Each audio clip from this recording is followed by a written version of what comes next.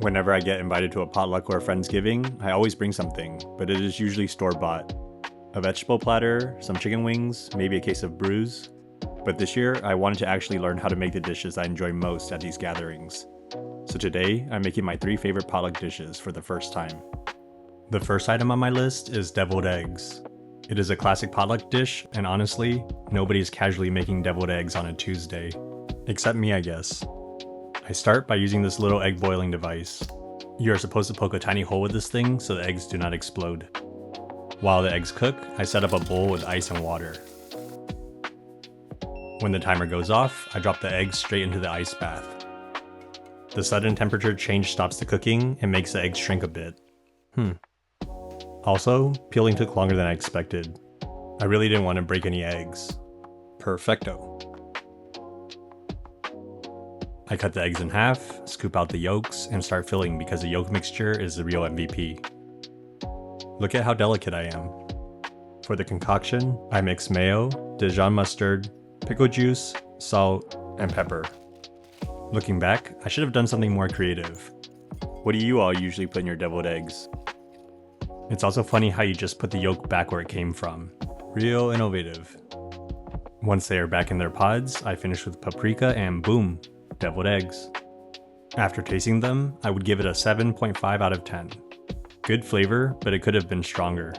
Next time, I'm adding pickled onions. Next on my list of favorites is spam musubi.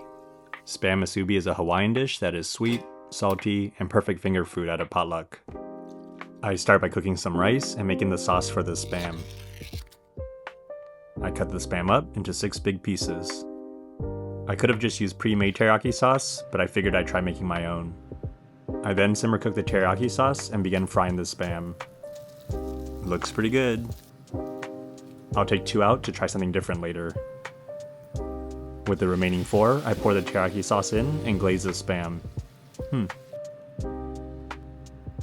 Next, I transform my regular rice into sushi rice by adding in some flavoring. Did you know sushi rice requires a bunch of sugar? Gotta watch that A1C. You're probably wondering why I'm cooking this egg.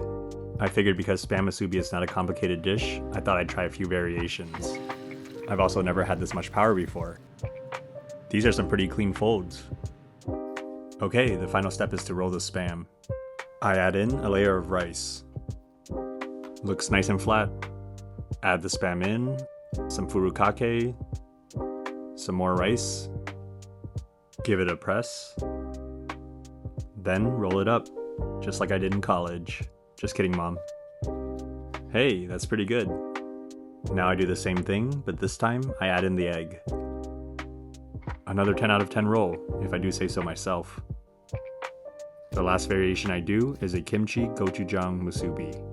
I spread the gochujang sauce directly on the spam and top it off with some kimchi. Yes, cold. I really don't love hot kimchi. For my satisfaction rating, I'd say these turned out really nice. 8 out of 10. They're rolled perfectly and the ratio felt right. Good job, Brian. The third item on my list is macaroni salad. My biggest potluck guilty pleasure. I always joke that mac salad is the main entree on my plate. After chopping some celery, I move on to the carrots. This is my first time using a grater. I probably should have started grating the carrot on the other side. Oh well. Looks great. Onto the onions. I start by dicing them, then soaking them in water to remove some of its pungency. In the meantime, I chop up some garlic. When some time passes, I dry the onions and move on to the mayonnaise. I measured 2 cups and it seemed like a lot. I suppose I'm not eating the entire bowl. Also, what does salt to taste mean? This is the fun part. I add all the vegetables into the mayo and begin mixing. It's looking nice and creamy. Onto the macaroni. I watched a video and they salted the crap out of the boiling water. I still might have been a little conservative. I cooked the pasta for about 6 minutes. Once that's done, I poured out the pasta water, cooled it, then rinsed in some cold water. Then I give the macaroni a good mix so it doesn't stick. The next part was extremely satisfying. I get to see all my hard work come together into this bowl of flavor. Look at that. Oh yeah. Once it's all incorporated into the bowl, I put it in the fridge and let it chill overnight. I was told not even to try it until it's been refrigerated for a while.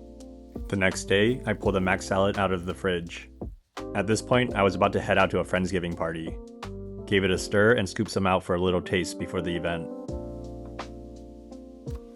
I decided to add a scallion garnish into the larger bowl. For my rating, I'd give it an 8.5 out of 10. It tasted even better than I thought it would. And that's it. I made 3 things I've never made before. It was really fun, but quite tiring. Thanks for watching.